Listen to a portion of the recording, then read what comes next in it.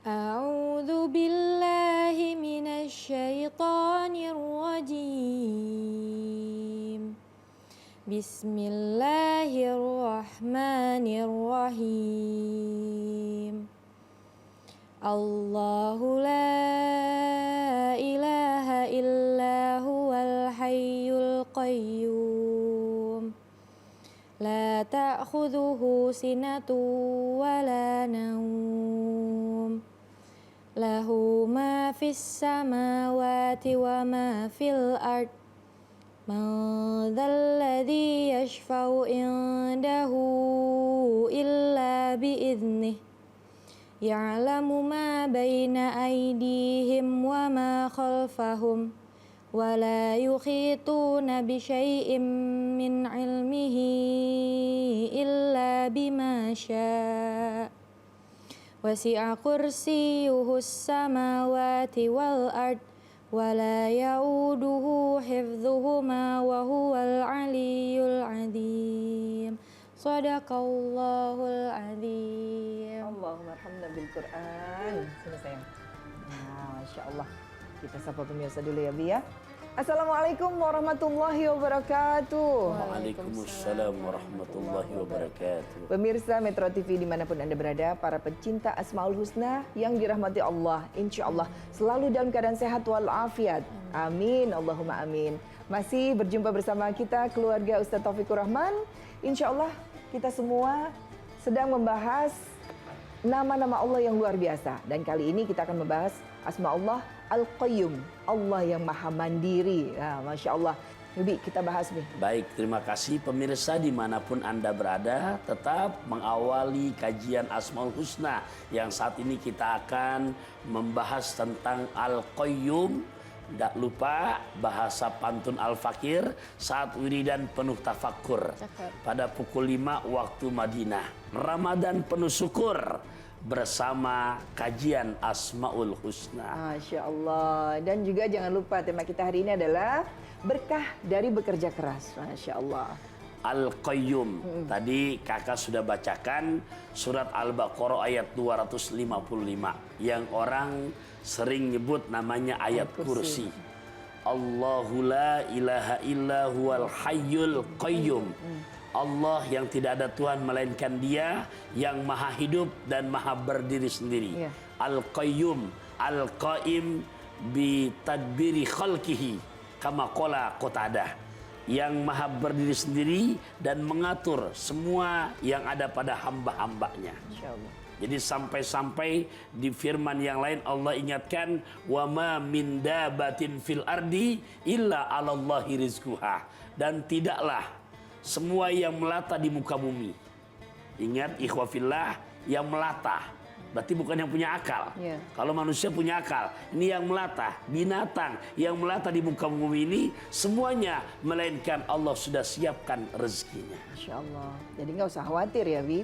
Secara kacamata agama, orang yang nggak punya kemauan, orang yang nggak punya kesungguhan di dalam bekerja, sampai dalam hadis Nabi mengingatkan kepada kita. Nabi bersumpah 3 hal. Ya, di mana Nabi menyebutkan wala fataha abdun baba mas'alatin illa fatahallahu taala baba fakrin.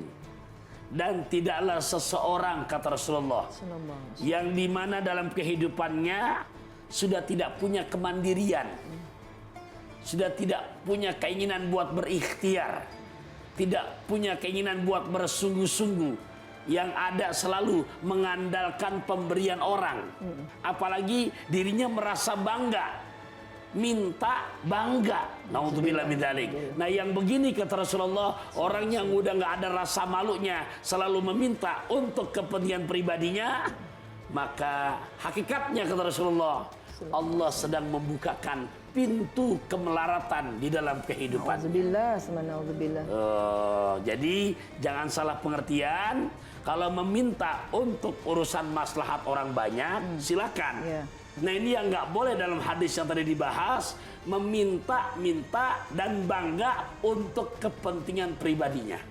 Orang yang punya sifat demikian, udah nggak sejalan dengan pembuka yang namanya Al-Qayyum, Maha berdiri sendiri. Oleh karenanya Nabi menyinggung yang punya sifat demikian, hakikatnya Allah sedang membukakan pintu kemelaratan di dalam kehidupannya. Alhamdulillah.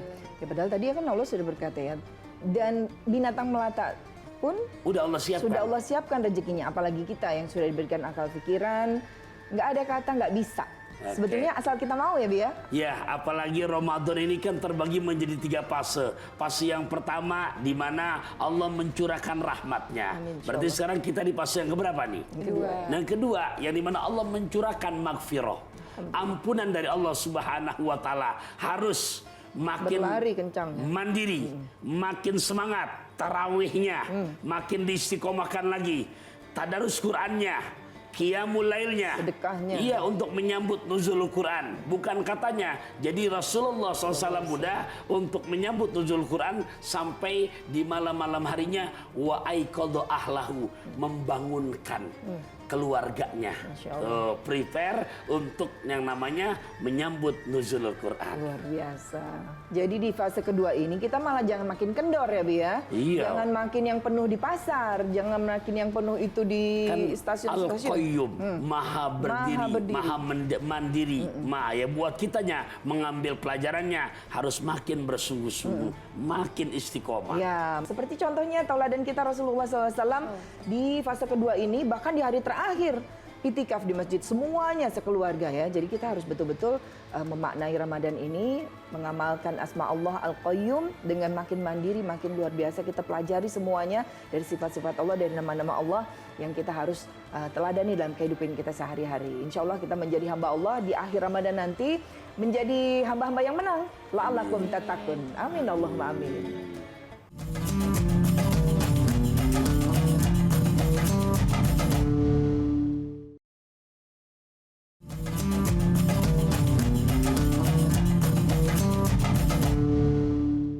Alhamdulillah, pemirsa pencinta Asmaul Husna dimanapun Anda berada, ayo tetap semangat, sahur, sahur, sahur. Waktunya nanti makin mepet nih, harus tetap sehat, tetap semangat dalam sahur menjalankan ibadah puasa ini. Kita sedang membahas tentang Asma Allah Al-Qayyum, ya Allah yang maha mandiri.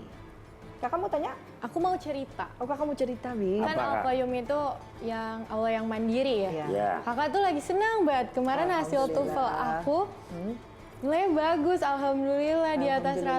rata-rata. Wow, Itu Masya Allah. kerasa banget senangnya karena hasil kerja keras sendiri setelah 3 bulan les. Ya. Kan seneng banget ya kalau hasil sendiri terus bagus, lebih berasa Kasih gitu. hadiah, Bi, kasih hadiah, Bi. Itu ingat banget dulu Abi masih sekolah begitu.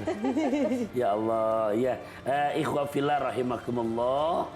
Jadi sebagai ibro yang nyata, ya kalau anak kita dia punya azam, lantas azamnya tuh bisa terrealita.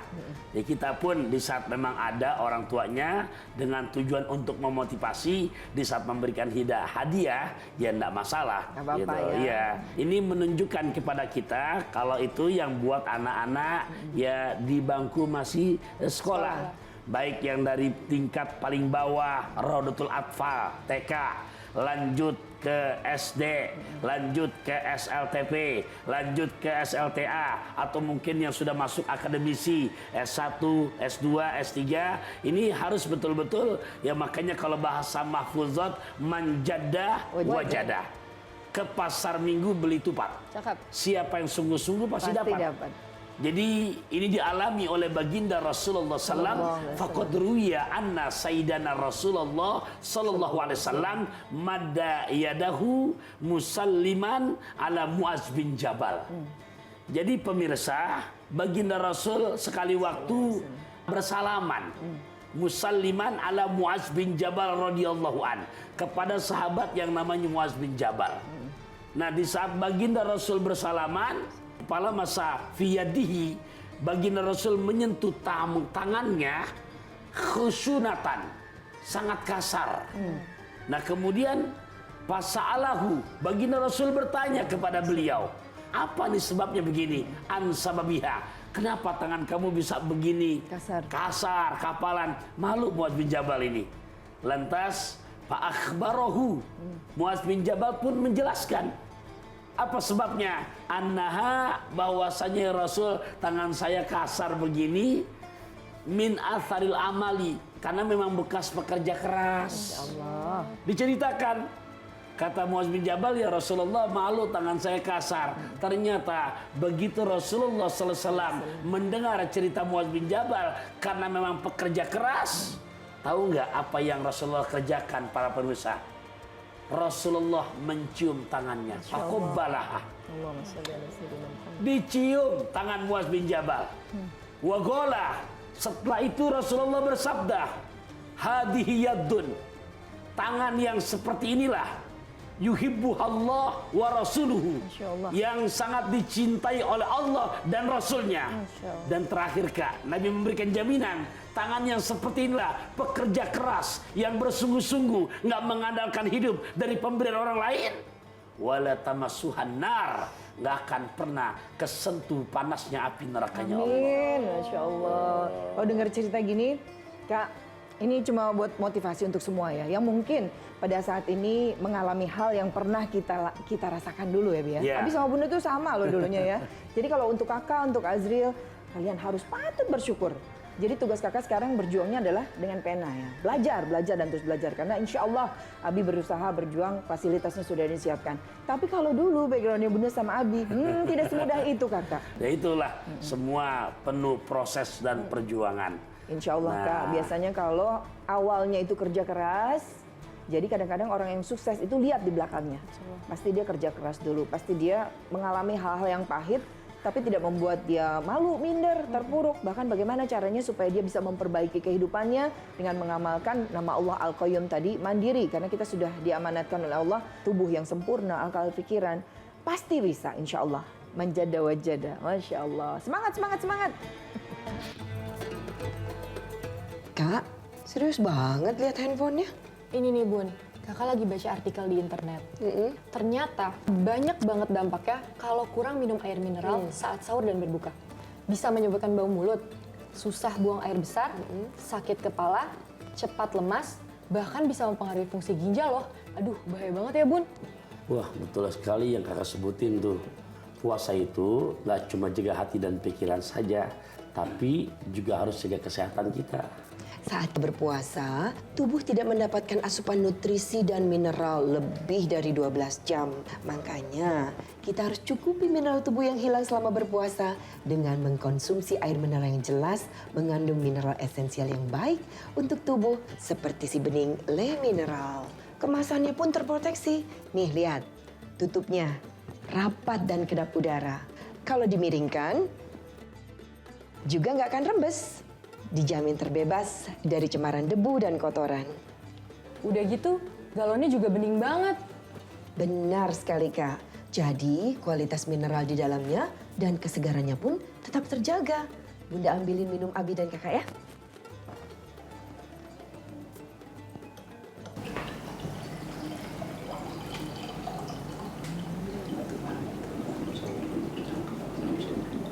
Nah, ayo. Abi, Kakak, kita minum ya. Terima kasih. Bismillahirrahmanirrahim. Bismillahirrahmanirrahim.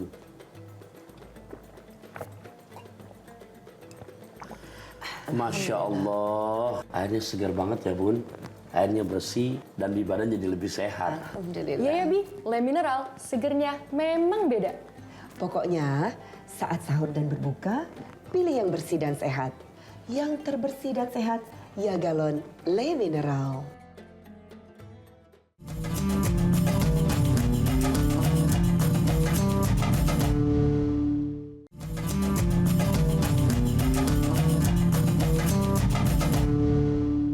Alhamdulillah, Masya Allah, kita masih di acara kesayangan kita Asmaul Husna, masih dalam kajian nama Allah Al-Qayyum bersama keluarga Ustaz Taufikur Rahman ya.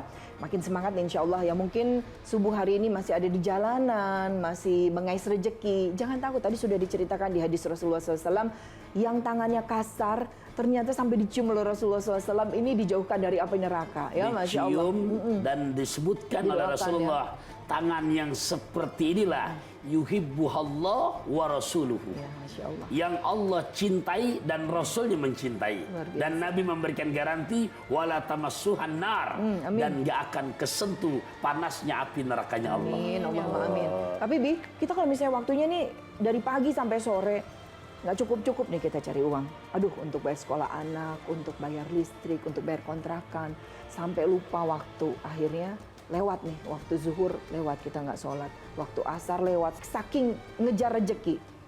Itu gimana, Bi? Di Quran surat ke-63 juz ke-28 ayat ke-9 Allah menyinggung apa bahasa firman-Nya yang kurang lebih maknanya Bunda, hai orang-orang yang beriman, janganlah kamu sekalian dilalaikan hanya dengan dua urusan, harta, anak, harta. Jadi maintain otaknya tuh kalau saya berjamaah ke masjid 5 waktu, ntar nggak punya waktu buat saya bekerja. Yang demikian kata ya Qur'ani, sampai 5 waktu aja. Naudzubillah min dzalik. Subuh kesiangan, zuhur kerepotan, asar di perjalanan, maghrib kecapean, isya ketiduran. Nah, kosong semuanya. Siapa yang demikian kata Quran?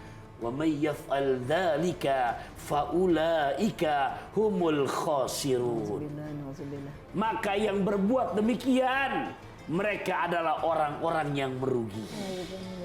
Jadi tetap jangan sampai kita hanya konsen harta dan anak, lupa untuk ingat yang memberikan harta, yang memberikan kehidupan, yang memberikan ini kesehatan, ada yang Al-Qayyum, yang maha berdiri. Siapa? Gusti Allah. Jadi harus seimbang ya antara dunia dan akhirat.